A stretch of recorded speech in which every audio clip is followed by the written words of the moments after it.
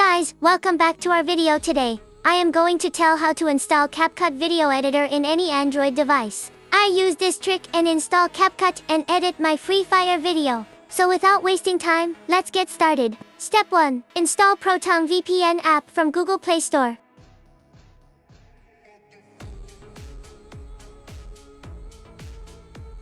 After installing the VPN app, open the application and click on Sign in as guest.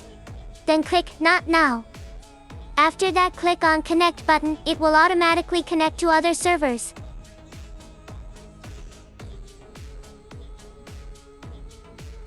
Step 2. This is the most important step, so watch carefully. Long press on the Play Store app and click on App Info, and then click on Storage and Data, and clear storage of the Play Store application. That's it.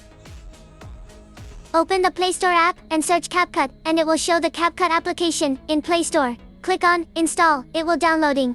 This trick will work 100%. One important thing is, you must connect VPN. Then only CapCut will work. Without VPN, CapCut will not open. Okay guys, if you like this video, like and subscribe. Share with your friends. Thanks.